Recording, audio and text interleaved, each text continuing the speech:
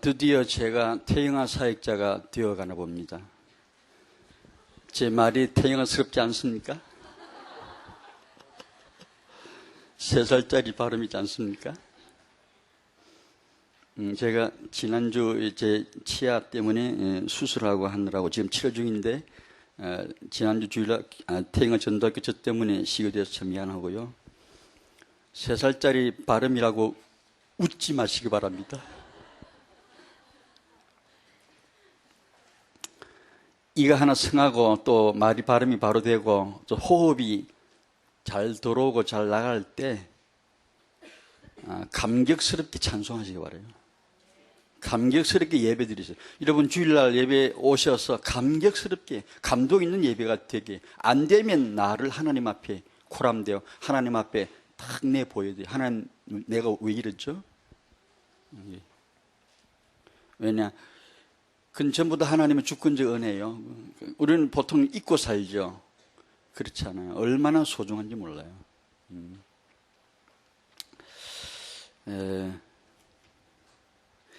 드디어 미국에서 우리 세계 렘넌트 문화선교 대회가 시작이 됐네요. 뉴욕에서 이미 있었고 필라델피아 준비하고 있는데 미국을 중심으로 해서 전 세계 복음 문화 회복의 그 전쟁을 건 겁니다. 시작을 했는데 세상 문화는 여러분 아시듯이 하나님이 없어요. 창세기 3장이 인간 중심으로 돌아선 거거든요. 르네상스 계몽주의가 인간운동이 하나님 그딴 거 필요 없잖아. 우리가 할 수 있잖아. 그게 계몽주의거든요. 그리고 포스트 모더니즘으로 오면서 강화됩니다. 이게 모든 문화활동에는 하나님 필요 없어요. 거부해요. 개인 중심, 다양성, 탈권위. 요즘은 목사님 말도 잘 안 들어요. 왜 그런 줄 아세요? 당신 속에 포스트 모더니즘, 여러분 당신 속에 계몽주의가 들어있으면 영적 지도자를 우습게 알아요. 그게 뭔 줄 아세요? 그게 창세기 3장 뱀의 호흡입니다. 그게 주가 없도록, 주권자가 없도록 군의자를 없애버립니다. 개인이 죄일이잖아. 인간이 죄일이잖아. 우리가 즐거워야지 교회도 좋지. 내가 안 즐거운데, 내가 행복 안 하는데 교회 나와 뭐하냐 이거야. 내가 행복 안 해도 거룩해야 되고, 내가 행복 안 해도 하나님을 누려야 되고, 세계 선교해야 되거든요. 결혼의 목적은 행복이지 거룩이요 선교입니다. 그러면 주 안에서 하나님이 필요한 복을 다 주실 줄로 믿습니다. 그게 우리 신앙이고요. 세상 문화는 정반대예요. 이 문화 속에 하나님을 주권을 세워야 되거든요. 그 싸움입니다. 참 기도가 필요하고 시간마다 기도해 주시고 또 이런 멤버들 전부 이들을 통해 하나님의 영광 나타내도록, 이 스태프들을 통해 하나님의 영광 나타내시도록 기도를 꼭 해야 할 줄로 믿습니다.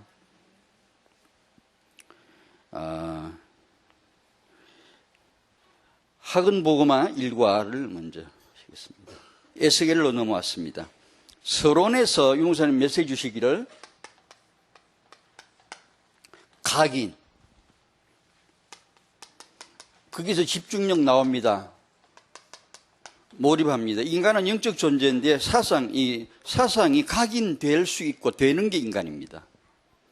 자기가 각인시킨 거, 각인된 거 평생 자유롭지 못합니다. 그 안에서 자유를 누리고 그 안에서 방향 잡고 나가지 그걸 넘어가지 못합니다. 고로 각인은 중요합니다. 모든 어떤 분들도 성공한 분들은 이 각인된 습관의 능력을 꼭 가진 분들이거든요. 그리고 이 각인된 습관에, 각인된 집중에 이것은 인간에게 능력이거든요. 그래서 우리 자녀 렘넌트 육아할 때 이 식으로 표현하면 세상 문화가 아닌 하나님의 말씀을 각인시키고자 하는 단순한 목표예요. 우리 육아가. 인간을 키워야 하니까, 하나님의 형상을 키워야 되니까. 누구보다도 이 아이가 하나님 하면 절대 주권 앞에 탁 물을 끓을 수 있도록 만드는 거지. 그게 육아지. 사람을 키우는 거지. 그 이제 이 육아는 성공한 분들 얘기는 전 100% 이거 다 있습니다. 했다는 사람은 다 있습니다. 그러나 두 번째 얘기는 이렇게 성공한 사람들도 각인되고 집중력 있고 몰입을 되고 성공한 사람들도 좀 있으면 망했다라고 하는 기사를 읽게 될 겁니다. 세계사에 보면 그게 이미 증명됐고, 얼마 전에 두바이 쇼크가 된 거 아주 극명하게 나타났어요. 두바이의 리더십, 두바이의 비전을 배우자, 두바이를 학습하자, 아주 정계의, 재계의 국제관 지도자들이 입만 열면 그 얘기를 막 하는데 그 말이 채 떨어져주는 두바이 쇼크가 일어났어요. 다 무너져 버렸어요. 그게 바로 세상 문화를 보여주는 거거든요. 아무리 각인된들, 집중력 있고 성공한들 다 망하거든요. 그게 이제 극명하게 보여줬단 말이에요. 히브리서 4장 12절에 하나님의 말씀은 살아있고 활력이 있다 그랬습니다. 타영아 부모 여러분, 여러분의 자녀는 렘넌트입니다. 하나님이 여러분의 자녀에게 이 하나님의 말씀이 각인되게 하라 하시는 이 메시지를 기억하시길 바라고요. 이게 유아의 성부를 거시기 바랍니다. 말로도 알 수 없는 복을 받을 줄로 믿습니다. 여러분의 아이에게 이 하나님의 말씀이 각인되게 하자 그 말입니다. 저희 애 중에 하나가 이시영 박사가 쓰신 것은 세로토닌 하라 이런 책을 하나 사가지고 보고 저한테 보라고 주더라고요. 세로토닌 하라. 세로토닌이 뭐냐면 이제 그분은 이제 정신과 전문의인데 인간이 전두엽 사상으로 이걸 하고 싶다.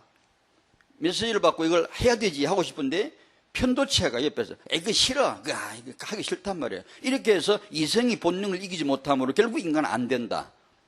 그런데 이 전두엽으로 하여금 받은 메시지 이성을 능력 있게 이렇게 할 수 있도록 조절 호르몬, 능력 있게 해주는 그런 호르몬인 그게 세로토닌인데 세로토닌을 잘 이해하고 활성화시키면 인간은 할 수 있다. 그래서 세로토닌 하라. 웃기고 있네요. 내가 책에 써서 웃기지 마라. 당신이 주 예수를 믿어봤나? 내가 개인적으로 얘기해서 미안합니다. 딴 사람을 좋아요. 그게 시편 1편 1절에 복 있는 사람은 악인 어깨를 따르지 않으면 그 악인 어깨가 바로 그겁니다. 그래서 여러분 그 책을 읽지 말라는 게 아니라 저는 책을 읽습니다. 읽는데 확실하게 팍 찍어야 됩니다. 확 포크로 찍어내지 않으면요, 여러분 책 읽고 뭘 얻습니까? 그게 바벨탑입니다. 그게 주 예수를, 성경은 세로토닌 하라고 하지 않아요. 성경은 주 예수를 믿으라 그랬지. 성경은 성령 충만 받으라 그랬지. 세로토닌보다 만배, 억만배 비교할 수 없이 더 큰 능력이 성령 충만이지. 하나님의 말씀을 각인하면 되는 것이지. 은혜 받아야 되지. 그런데 세상에 이 성공자들은 그걸 말합니다. 그게 굉장한 학식인 줄 알고 천만에요. 그렇게 해서 우울증을 치료하면 그리스도가 필요 없게? 예수 그리스도 믿을 필요도 없게? 안 그래요. 그런 것은 정말 대단한 책이라도 아주 우리 성경 가진 자들에게 미안합니다. 인격적인 평가는 아니고요. 아주 하찮은 겁니다. 하찮은 거예요. 그러나 무시하지 마세요. 왜냐? 한낱 지식이에요, 그거요. 그냥, 그렇구나. 내게 도움될 만한 거 딱 습득하면 되는 거예요. 왜냐? 하나님이 지어준 세로토닌이지. 그 사람들이 아냐고, 말도 안 되나, 아냐고. 그러니까 우리 하나님의 은혜를 받아들이고 그분의 창조 질서를 수용하는 것이지, 그런 사람들 때문에 우리가 지식을 따라가는 건 아니란 말이에요.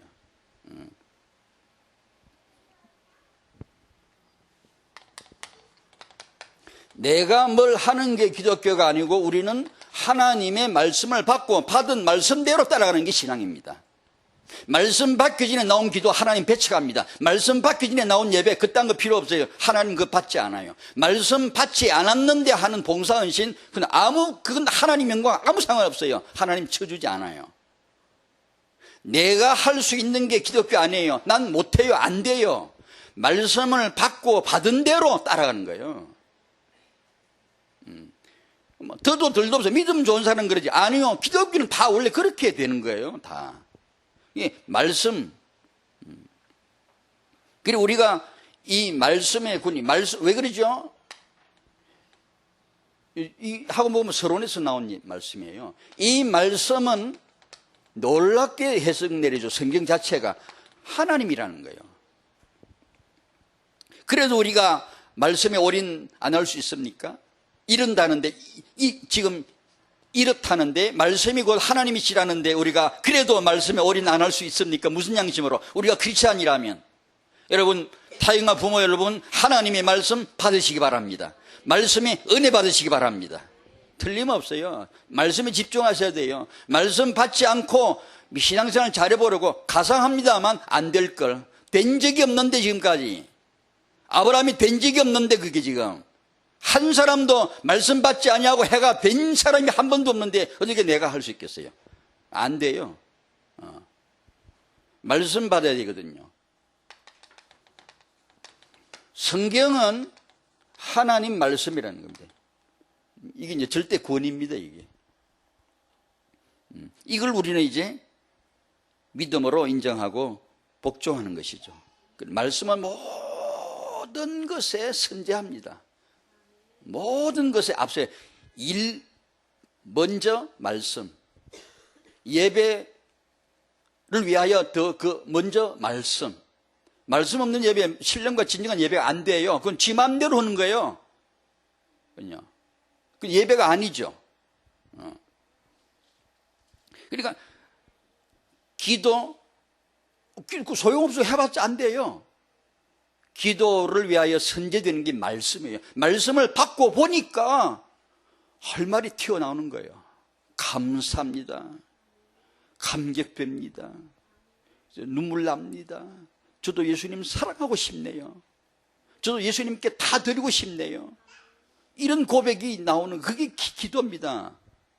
안 그러면요, 말씀 안 받고 기도하면 맨 틀림없이 특색이 이거 주시고, 이거 응답해 주시고, 이거 축복해 주시고, 내 자식 복을 주시고, 세기복음화를 위하여. 반드시 그렇게 합니다. 그러나 이 말씀 받은 사람은 복을 받게 기도하지 아니하고 주 예수를 사랑하기 위하여 주님을 더 알고 싶어서 주님과 더 친해지고 싶어서 기도합니다. 그 기도는 지칠 이유가 없어요. 할수록 더 좋은데요. 주님과 더 가까워지는데요. 그리고 이 말씀, 우리가 말씀대로 살고 싶다. 만약 우리가 성도들이라면 그렇잖아요. 말씀대로 살고 싶다. 말씀대로 살고 싶으시죠? 안 될걸요? 됩니까, 여러분? 말씀대로 사라집니까? 그런 분 계시면 나오십시오. 내가 경배 드릴게. 엎드려 절할게. 사람이 말씀대로 살 수 있어요? 안 될걸요? 그럼 어떻게 해야 되죠? 말씀 받아야 돼요. 말씀을 받아야 돼요. 주 예수를 믿어야 돼요. 주 예수를 알아야 돼요. 주의 말씀을 받아야 돼요. 그러면 말씀 안 받으면 대신학자나 의제 호신자랑 똑같아요. 무능력이 말씀대로 절대 못 삽니다. 그러나 아무리 무식한 자도 아무리 많이 배운 사람도 상관없이 말씀대로 살아갈 능력이 나오는 것은 말씀을 받는 자에게 말씀을 받아야 돼요. 내 멍에는 쉽고 내 짐은 가벼움이라. 인간은요, 멍에는 힘듭니다. 짐은 무겁습니다. 안 됩니다. 못 감당해요. 그런데 내 멍에는 쉽고 내 짐은 가벼움이라. 그 주님을 내가 알면 주님이 내 안에서 주님을 위하여 살아갈 수 있도록 생명으로 역사해 주신다요. 이것이 임마누엘입니다. 이것이 놀라운 업혀가는 삶입니다. 이것이 놀라운 겁니다, 이게. 문제는 우리가 받은 말씀 없이 신앙생활을 잘 하려고 하는 거죠. 불가능합니다, 그건. 불가능합니다. 그러다고 해서 그럼 말씀 오기 전에 그러면 아무것도 하지 말란 말은 그게 아니고, 우리 이미 성도들이니까 시태만에 들어와서 항상 이 시간도 하나님을 주목하시기 바랍니다. 오늘도 주님을 더 알아 만나고 가시기 바랍니다. 그래, 예수님 사람이 아닙니다. 사람이 아니에요. 내가 아니에요. 내가 아까 우리 찬송 나를 넘어서 이를 넘어 그게 전부 다 뭐냐 하면 포스트 모더니즘의 이 계몽주의 시대에 세상 사람 전부 다 일 중심이에요. 나 중심이에요. 그러니까 그걸 넘어가야 돼요. 그걸요. 그걸 넘어가게 하는 것이 바로 주님 말씀입니다.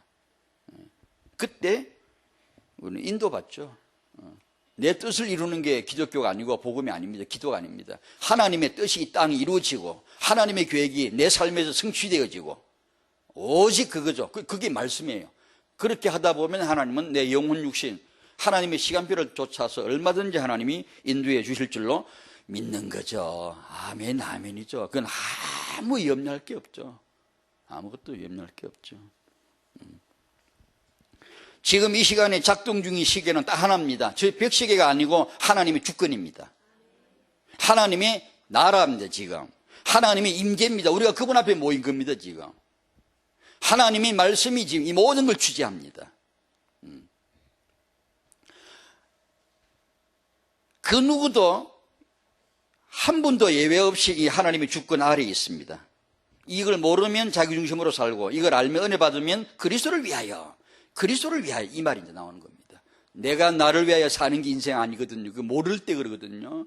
내 중심이 아니거든요. 주권 하나님의 중심이고 하나님의 말씀 중심이고 하나님의 나라 중심이고 하나님의 임재 중심이지.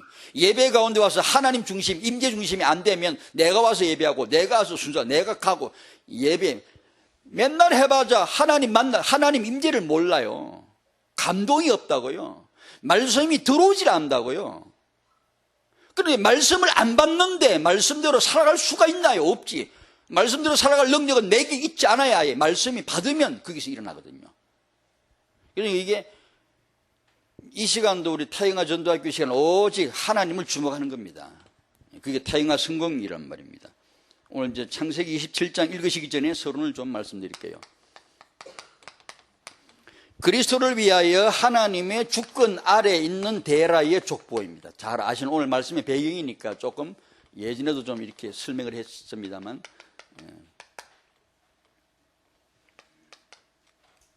데라 아담에서 노아까지 노아에서 데라까지 이렇게 족보가 쫙 나오죠.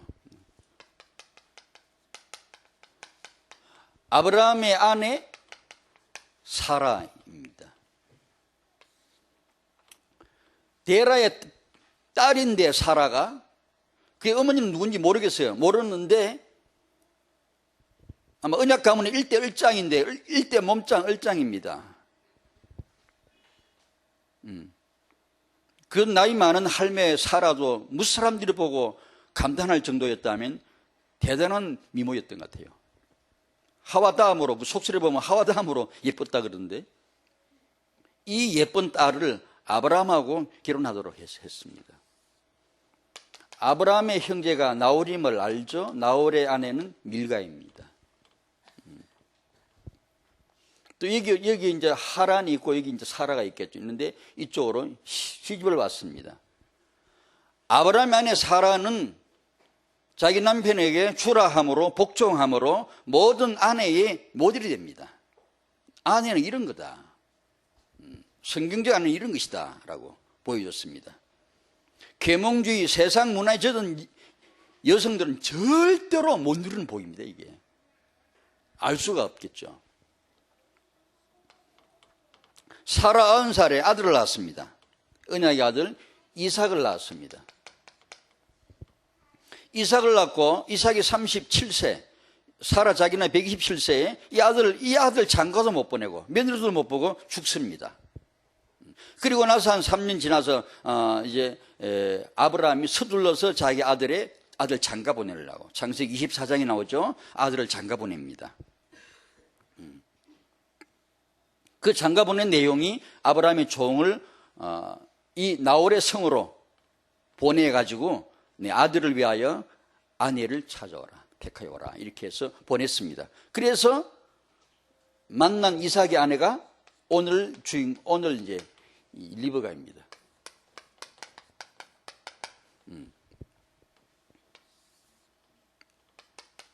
리브가는 누구죠? 나홀의 아들은 브두엘이고, 브두엘은 누구를 낳았죠? 라반을 낳고 리브가를 낳았는데, 이 리브가가 언약 가문을 위하여 이제 이렇게 가는 겁니다. 근데 사라가 어디서 이렇게 왔겠죠. 이렇게 해서 리브가가 아이를 낳았죠. 쌍둥이를 낳았죠. 누구를 낳았죠? 큰아들 에서, 둘째 아들 야곱을 낳았습니다. 오늘 이걸 배경을 가지고 본문이 나온 것이죠. 창세기 27장 1절에서 17절. 여기서 이제 잘 아시는 대로 이삭이 나이 많아서 늙어서 죽을 날이 가까워 오는 걸 알고 내가 이제 상속하고 죽어야 되겠구나 하고 큰아들 에서를 불러서 상속을 하려 합니다. 그걸 리브가가 듣고 자기 남편의 계획을 깨트리죠. 무산되게 하고 둘째 아들 야곱이 상속을 잇도록 줄을 바꿉니다. 이 줄을, 사자를 줄긋기를 탁 바꾸죠. 이렇게 해낸 그런 기록입니다. 3대 족장, 언약이 이렇게 흘러갔죠. 이 야곱의 아내 얘기는 다음 주에 나올 것이고요. 자, 이렇게 데라의 가문을 예를 하시고 여기서 서론을 하나 또 말씀드리면 하나님은 영적 전쟁을 위하여서 독특하게 여성을 사용하셨습니다. 독특하단 말은 우리식으로 볼 때 문화에 독특하지. 하나님은 원래 그러신 분이 있는데 하와, 아담의 아내 하와, 여자의 후손으로 뱀의 머리를 상하게 할 것이다. 그 외에는 절대 방법 없습니다. 방법 찾을 필요도 없고 길도 없어요. 뱀의 머리를 깨뜨리는 유일한 방법은 여자의 후손이 누군가를 아는 것이죠. 아브라함의 아내 사라, 네 씨로 말미암아 그 대적의 성문을 얻을 것이다. 야, 여긴 뱀의 머리를 깨뜨리는 거. 대적의 성문을 얻을 것이다. 오늘 리브가 창세기 24장에 시집을 갈 때 그 오빠 라반과 그 아버지 버두엘 그 어머니가 축복하기를 내 씨로 말미암아 그 원수의 성문을 차지해라 할지어다, 이렇게 축복을 했습니다. 보십시오. 하나님이 이 여성들을 어떻게 말씀하시고 성령께서 성경에다가 여성을 기록할 때 여성에게, 자기 딸에게, 또 하나님 창조하신 여성에게 주실 복이 많고 많지 않겠어요? 여러분이 다 키운 딸을 시집 보낼 때 축복해 주실 거 많고 많지 않겠어요? 그러나 아주 중요한 거 하나, 다락방의 어머니들이 아주 중요한 거 하나 붙잡아야 될 거, 그게 뭐냐? 당신도 누구의 아내이죠. 하와가 아담의 아내이듯이, 사라가 아브라함의 아내이듯이, 리브가가 이삭의 아내이듯이, 믿음의 사람 이삭의 아내이듯이 당신도 누군가의 아내이죠. 그러면 당신의 씨로 말미암아 지역과 민족과 세계를 잡고 있는 허감의 권세를 꺾을지어다 말이에요. 여러분의 자녀가 이 시대의 렘넌트고 허감을 꺾을 자이다라는 것을 언약 속에서 발견하셔야 된단 말이에요. 안 그러면 내 자식 축복이 되지만 언약 속에서 발견하면 완전 언약이 되겠네요. 언약 싸움이 되는 거예요. 그 비전입니다, 이게 지금. 신기하게 여성들이 낳는 것이 후손은 전부 다 영적 전쟁 관계 있어요. 원수와 관계 있어요. 자, 이렇게 배경을 이해하시고 창세기 27장 1절에서 17절을 한번 같이 한번 보실까요?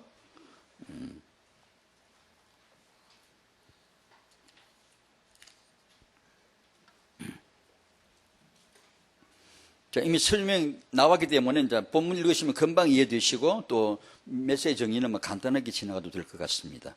자, 1절에서 17절까지 같이 읽겠습니다. 시작.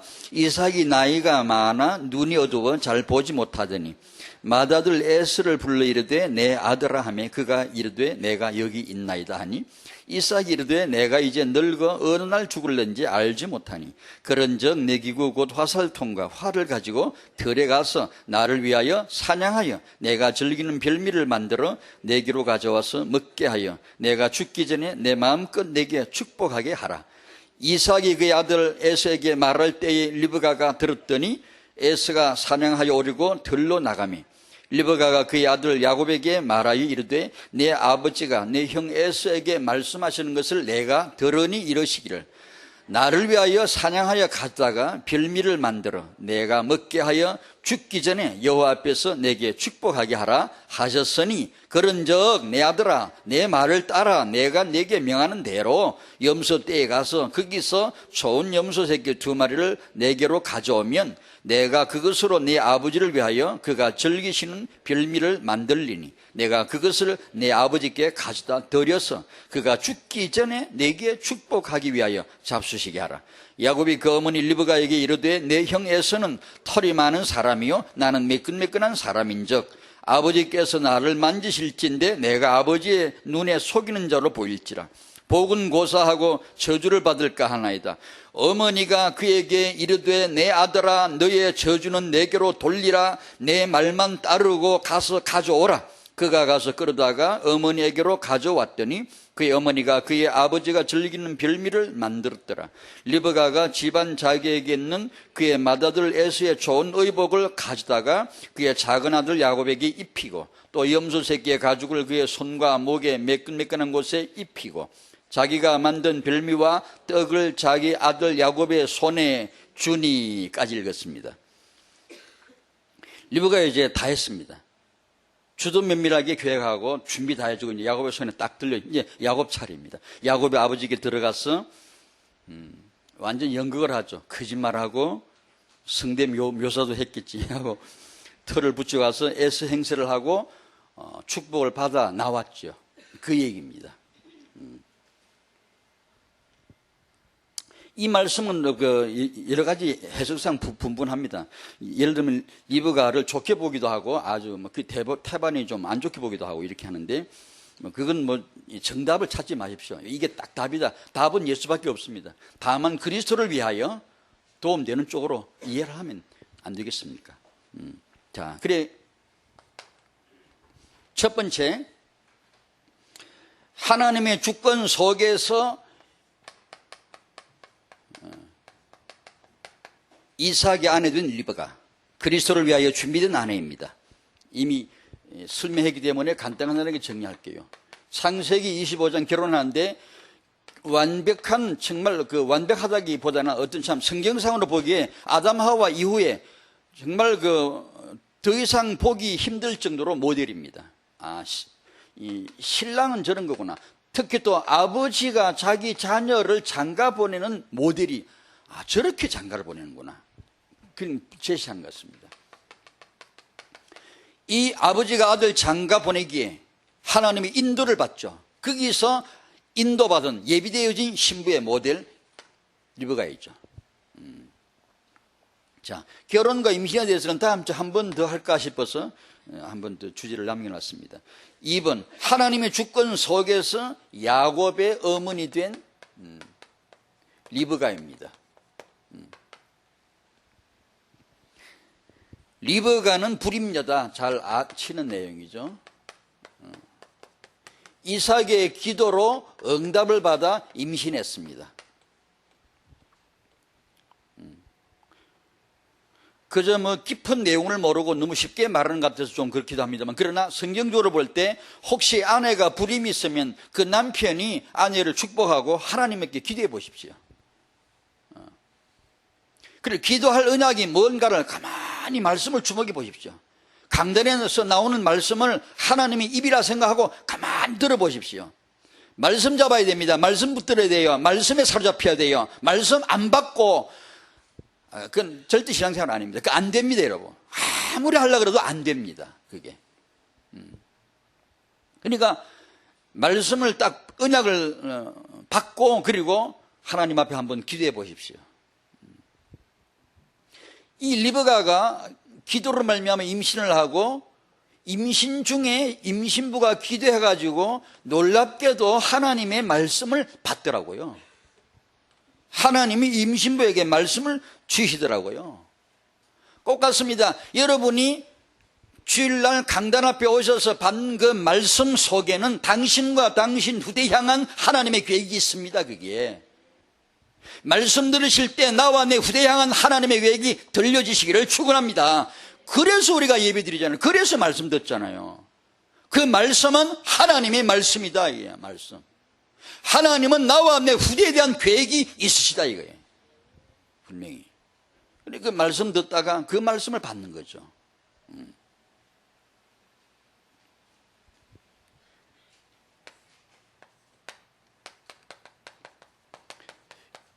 리브가에 대한 여러 가지 이제 보는 관점인데, 불순종한 아내인가? 남편이 자기 큰아들 에서에게 마음을 두고 있는데 리브가는 억지로 막 진짜로 막 단호한 태도를 가지고 너무 덧세게, 여자가 이렇게 덧어도 되는가?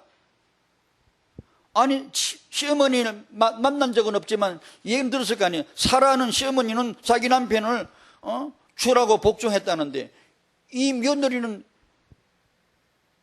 그냥 남편 뜻을 그냥 사정없이 꺾어 그냥 다 꺾어. 완전히 정면으로 꺾고는 야곱에게 상속이 가도록 무조건 그냥 밀어붙였단 말이에요. 그런 면에서 이 리브가는 정말 불순종한 아내가 아닌가? 아니면 야곱의 어머니로서 그는 어머니로서 순종한 믿음의 어머니가 아닌가? 여러 가지 얘기들이 있습니다. 자, 여기서 정리할게요. 첫 번째, 하나님의 후대 계획 분명합니다. 하나님의 후대 계획. 창세기 25장 23절, 큰 자가 어린 자를 섬기리라. 같이 해볼까요? 시작. 예, 큰 자가 누구죠? 에서죠. 어린 자가 야곱이죠.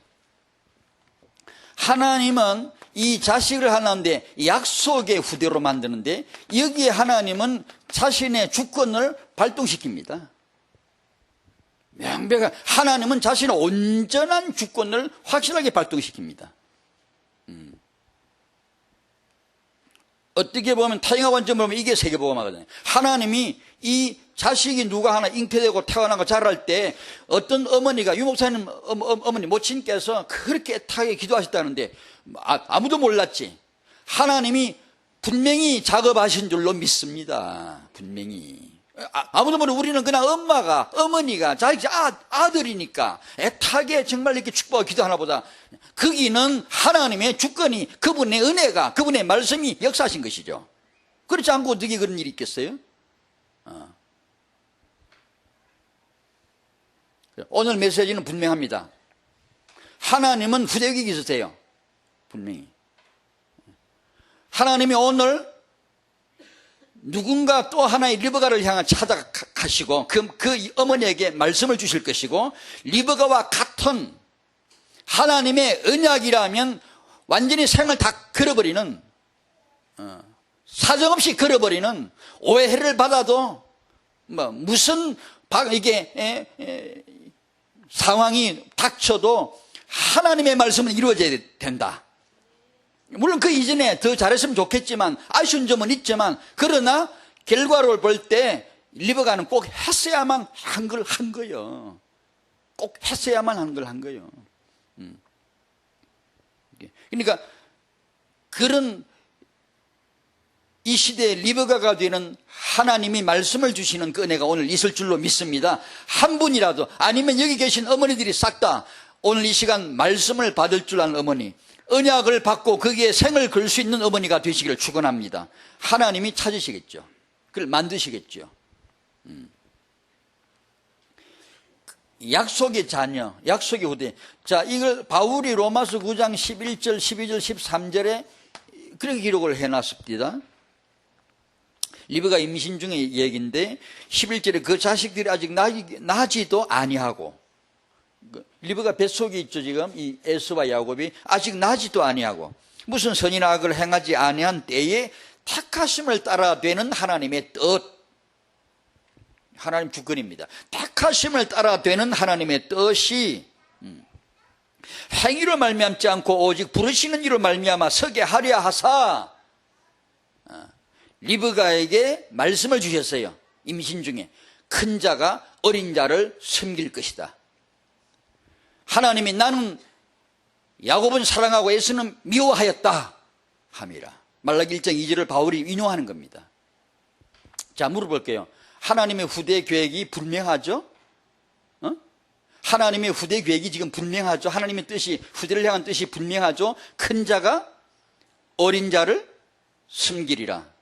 분명하죠? 어린 자가 큰 자를 섬기리라가 아니고 큰 자가 어린 자를 섬기리라. 분명하죠? 하나님 뜻이 분명하죠? 너무나 분명하죠?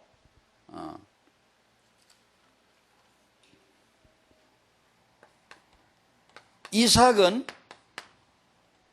이 하나님의 분명한 뜻에 분명하게 반대 위치에 딱 선 겁니다. 그 대척점이라는 단어를 제가 써봤는데, 대척점이라는 말은 이런 것이죠. 지구, 우리 한국을 바로 180도로 저 반대쪽에 있는 걸 딱한 반대점, 그 지점을 대척점이라고 그러죠.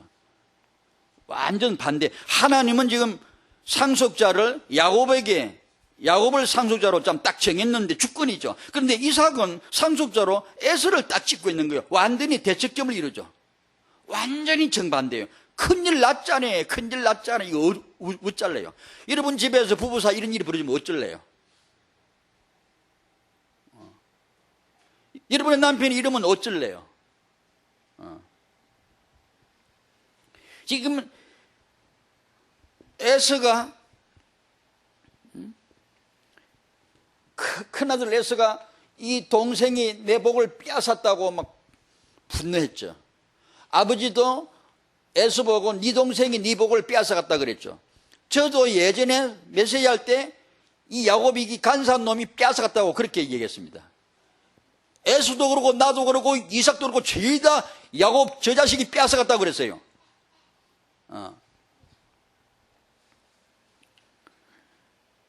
그러면 리브가하고 야곱하고 모자 협잡 사기단, 2인조 사기단인가 이게? 둘이 짜가지고 협잡해가지고 2인조 사기단, 전형적인 2인조 사기단이야. 딱 짜가지고 그런 것이죠. 자, 하나님의 후대 계획은 분명했습니다. 그 1번입니다. 조금도 희미하지 않아요. 확실하게 큰 자가 어린 자를 섬기라 분명하게 했는데, 이삭은 어떤 연유인지 모르겠어요. 우리가 다 알 수 없고요. 갑자기 영감이 이삭이었는데, 이게 자기 아버지가 자기 아들 이삭을 창세기 22장에 번제단을 올릴 때 이삭은 100% 순종했습니다. 그만큼 순종하는 믿음 있는 아들이었거든요. 근데 왜 자기 아들을 향한 하나님의 뜻에서는 그렇게 희미했을까? 리브가가 아무 말을 안 해줬을까? 그건 잘 모르겠어요. 아무 말을 안 해줬을 수가 있을까? 그 중요한 일을. 어떻든 이삭은 지금 벗어났습니다. 여기서 리브가가 자기 남편의 뜻과 대척점을 딱 이루면서 남편을 거스릴지라도 하나님의 뜻이 이루어지도록 밀어붙였어요. 좀 더 세게 했죠. 진짜 한 주도면밀하게 여성적인 그런 아이디어, 그 주도면밀한 그런 아주, 그리고 또 리브가 성격 알죠, 여러분? 다음 주 좀 얘기할까요? 리브가가 시집 가는 그날 어떤 말을 했는가 알죠? 독한 년이죠, 독한 년. 분명히 제 어릴 적에 들은 말로는 분명히 그랬을 겁니다.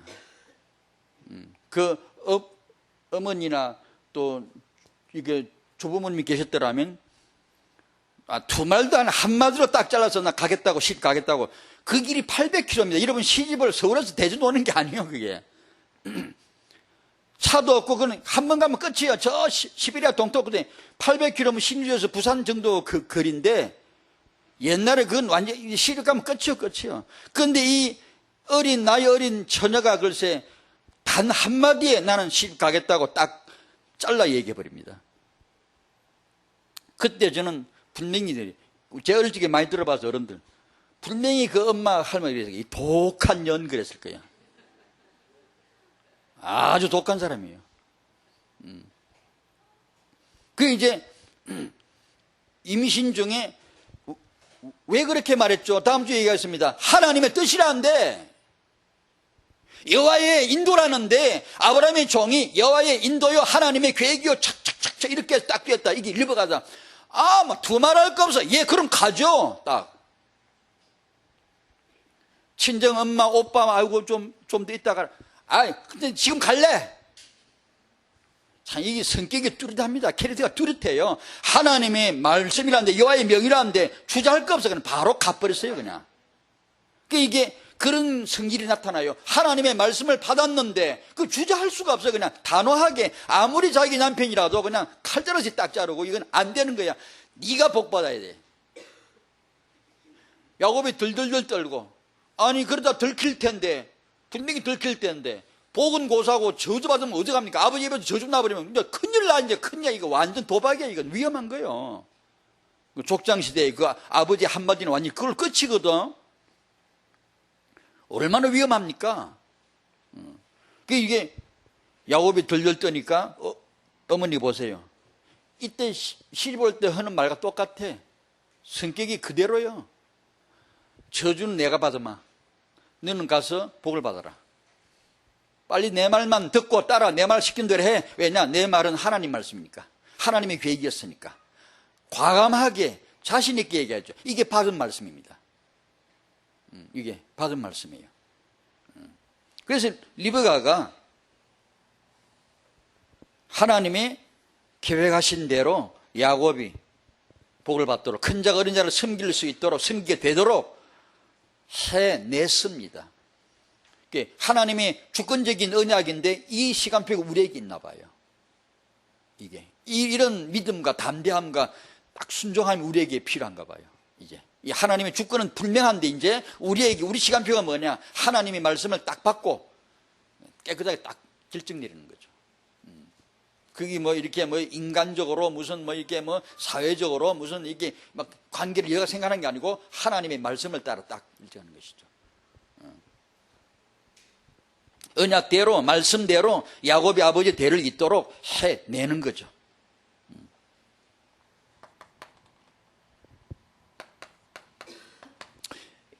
이 리브가를 비난하기도 합니다. 많은 경우 제가 찾아봐서 여러 경우를 찾아봤어요. 그 상당히 많은 경우 비난합니다. 이런 사태가 벌어지기 전에 아마 오늘 예를 들면 우리가 청문회 있듯이 말이에요. 어떤 총리나 어떤 분들을 이렇게 뽑기 위해서 청문회를 하듯이 그 사람의 배경을 싹 훑어내는 것처럼 오늘 리브가를 여기다 불러다 놓고 이 모자 협잡 사기단 청문회를 만나게 했다. 리브가를 여기다 앉혀놓고 청문회를 열었다. 그러면 여보세요, 리브가, 하나님이 주신 말씀이 확실해요? 확실해요? 받았어요? 확실해요? 그러면 확실하게 치자. 그러면 자기 남편도 완벽하게 자기가 받은 것처럼 알수 때까지 기억을 시켜서야지. 뭐 한 거예요, 지금까지? 이런 일이 벌어지도록 뭐 했어요, 지금까지? 이렇게 따질 수 있잖아요. 할 수 있는 질문이에요. 남편이 하나님의 계획을, 하나님을 거역하든 말든 당신은 아내지 않습니까? 리브가, 당신은 자기 남편에게 순종하는 하나님 말씀 못 들었습니까? 당신의 시어머니 사라는 자기 남편을 주라고 하여 복종했습니다. 자기 남편이 자기를 2번이나 팔아먹었어도 주라고 복종했습니다. 근데 왜 당신은 당신 남편의 뜻을 그렇게 무시하고, 당신 남편을 지금 경멸하지 않습니까? 당신이 그래도 복 받을 줄 압니까? 당신 남편을 무시했잖아요. 그때 당시 아내가 남편을 무시하는, 이거 진짜 큰 문제거든요. 큰 문제이거든요. 그런 질문과 비난이 막 나올 수 있잖아요. 아마 그러면 저 같으면 이렇게 해서 리브가가 대답을 했겠어. 나도 내 남편 내 아들 팔아먹었어도 그때도 순종했습니다. 나도 원망 안 했습니다. 그러나 이것만은 안 됩니다. 나도 내 시어머니처럼 나도 순종했다고요. 원망하지 않았다고요. 그러나 이것만은 안 됩니다. 아마 이게 강변했을 것 같아요. 이건 내 뜻 아닙니다. 여호와의 말씀입니다. 하나님의 계획입니다.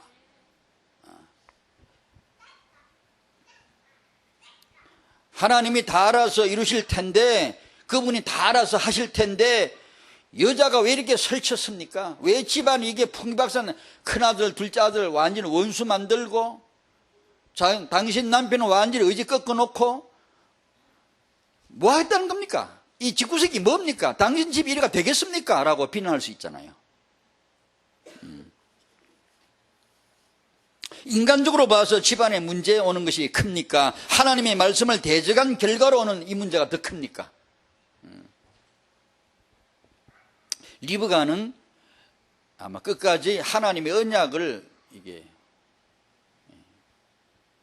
그분의 주권 앞에서 복종하고 그 언약은 이루어지지 않느냐. 내가 비록 모자라고 부족하고 남편에게 더 충분하게 설득하고 설명하고 해서 하나님의 뜻임을 주지를 시켰어야 하는데 그러지 못했다면 그 점도 잘못이지. 분명히 잘못이지. 그죠?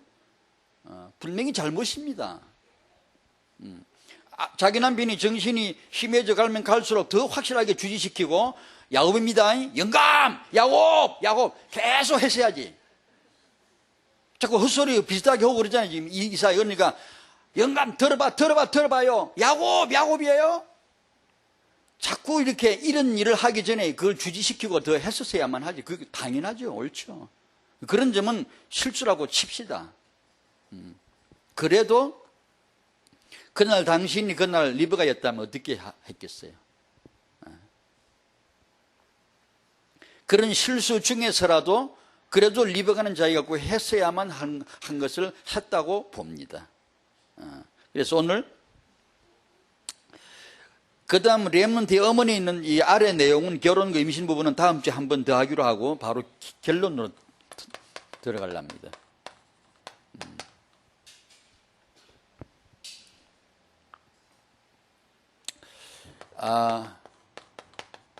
여러분 부부 사이에 요즘 부부 사이 좋습니까?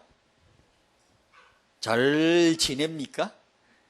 혹시 뭐 여러 가지 차이로 성격 차이로 어떤 다른 견해 차이로 갈등은 없으십니까? 부부 사이를 소중하게 여기시기 바랍니다. 왜냐? 하나님의 주권 아래 이루어진 것이기 때문입니다.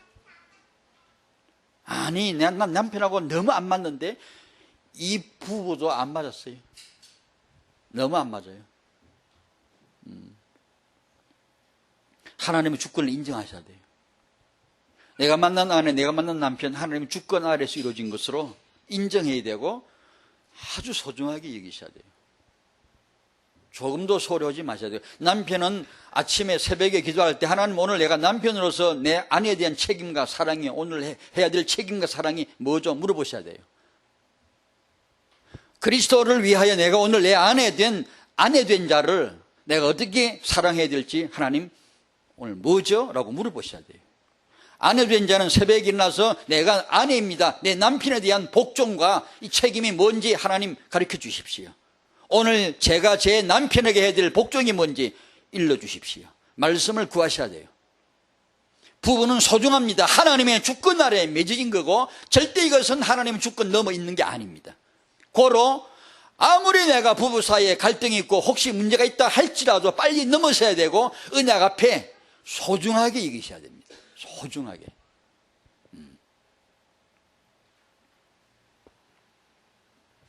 내 부부 사이를 하나님의 주권 아래에서 소중하게 여길 수 있도록 도와주십시오. 성령께서 도와주십시오. 기도하시기를 바랍니다. 두 번째, 오늘 리브가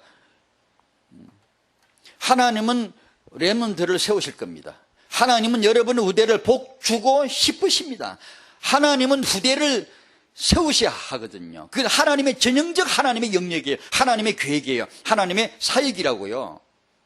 어떻게 하나님이 다락방이 후대를 복을 안 주시고 세계복음화를 하실 수가 있습니까, 여러분? 그건 안 되거든. 그건 하나님의 계획이 아니거든요. 자, 그러면 여러분 오늘 도전, 여러분이 받으셔야 될 도전입니다. 하나님은, 자, 그게 하나님의 뜻이라면 여러분이 이 도전 앞에 서야 됩니다. 그게 뭐냐? 여러분 당신 앞에 오늘 리브가가 섰습니다. 지금 이 사라 이 와서 서 있다고 생각해 보십시오.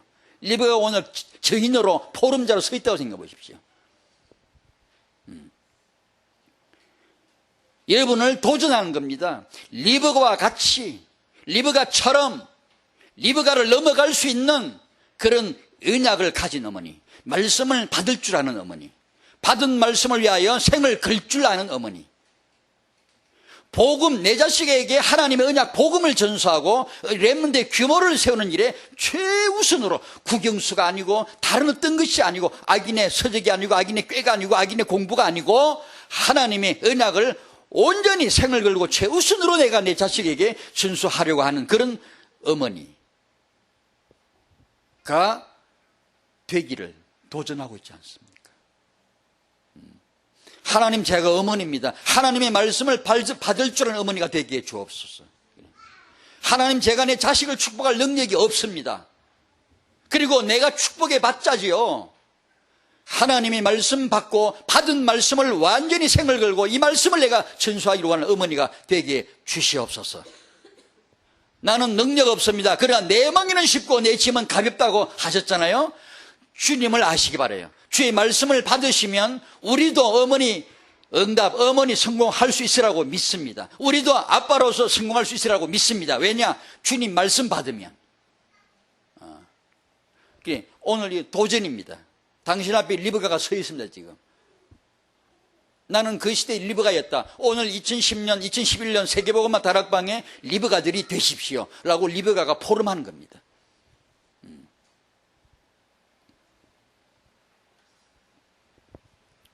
주 예수를 믿지만 그분의 나라, 그분의 임재를 누리지 못합니다. 많은 경우 오늘 그 은혜를 구하십시오. 간단합니다. 우리는 주권자가 아니에요. 간단해요. 은혜가 안 되면 은혜 안 됩니다 하고 하나님 앞에 구하면 돼요. 문제는 이겁니다. 교회 안에 우리 문제, 우리가 삼위일체를 부정하지 않아요. 우리 문제는 그게 아니에요. 예수는 그리스도를 부정하지 않아요. 그게 아니에요. 우리 사도신경을 거부하는 게 아니에요. 우리 문제는 뭔 줄 아세요? 판에 박힌 듯한 뻔한 예배 생활이에요. 아무런 기대감도 없고 하나님 앞에 임재에 대한 갈망감도 없고 내가 분명히 말씀을 안 받았는데도 왜 가만히 그냥 있느냐 이거 말이지. 지금 가만히 뻔한 판에 박힌 신앙생활, 아무런 기대감이 없고 자기를 역동시켜 일깨우지 않는, 회개해야 되는데 회개를 왜 안 씁니까? 하나님 앞에 간구해야 되는데 왜 안 씁니까? 분명히 은혜를 못 받는데 왜 가만히 있습니까? 이게 얼마나 무서운 죄인 줄 압니까? 이러고 이게 우리는 모일 때마다 기대감이 있고 예배에 대한 희열이 있고 예배에 대한 기대감이 깐뜩해야 됩니다. 찬송 인도하고 예배하고 말씀 받을 때 하나님은 오늘 나를 만나 주실 것이고 말씀을 주실 것이다. 눈망울이 기대감이 있어야 되고 그걸 위해서 준비되어진 사람들이 모여가지고 그래야 됩니다. 그냥 판에 박힌데 뻔하게 앉아 예배 순서 때 아마 축도 맞지만 예배 다 한 줄로. 그건 예배 아니거든요. 순서거든요. 예배는 말씀을 받는 거예요. 그게 어머니입니다. 어머니. 우린 다 힘듭니다. 엄마로서 만만찮아요. 아빠도 그렇고요. 만만찮아요. 많은 분들 얘기하면요 힘들어요. 지쳐있어요. 예, 그건 우리 주제가 아닙니다. 수고하고 무거운 짐 졌느냐? 내게 오라고 했습니다. 내 멍에는 쉽다 이거래. 내 짐은 가볍다 이거야. 된다 이거야. 나는 절대 안 되지만 되는 길이 있다 이거야. 나는 절대 구원을 못 받지만 하나를 못 가지만 되는 길이 때문에 주 예수를 믿어라. 그래서 우리 타영아 부모님들, 힘드신 엄마들 오늘 주 예수를 찾으십시오. 그분의 말씀 앞에 나오십시오. 은혜가 안 됩니까? 예, 안 될 수 있습니다. 얼마든지. 저는 맨날 제가 무슨 잘 안다고 떠듭니까? 솔직히 말씀, 저는 99.9% 모르는 소리 떠든다고 맨날 얘기합니다. 제 과장이 아니고 실제 그렇습니다. 그러나 제 마음의 중심은 소원하고 갈망하고 하나님 닮아가고 싶고 주님 말씀을 받고 싶고 그게 은혜예요. 그게 제가 알면 뭘 얼마나 합니까? 아까 유목사님 메시지 들었더니 끝까지 못 들어서 참 미안하더라고요. 그 끝까지 듣도록 하십시오. 여러분 기왕이면 일찍 해가지고 끝까지 듣도록. 그 메시지, 그분의 메시지를 중간에 끈다는 게 마음이 너무 안 좋아요. 이게 제 나이 들었다는 핑계가 아니고 나이 젊거든요. 아직 저건 젊은데 진짜 안 되는 거 많아요. 유목사님 말씀대로 제대로 안 되는 게 너무 많아요. 늘 마음이 아파요. 마음이. 그러나 포기한 적은 없어요.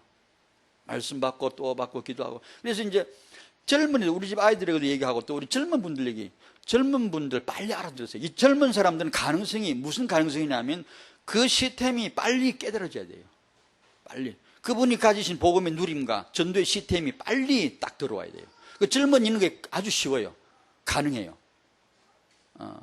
그 말씀을 사모하고 이게 받고 이렇게 하셔서 우리 중에서 하나님의 계획을 이루시도록 태영아 엄마 아빠 여러분 주 안에서는 승리할 줄로 믿습니다. 주를 앙망하시기 바랍니다. 말씀을 향하여 기도하시기 바라요. 하나님이 도우실 거예요. 아멘. 기도하겠습니다.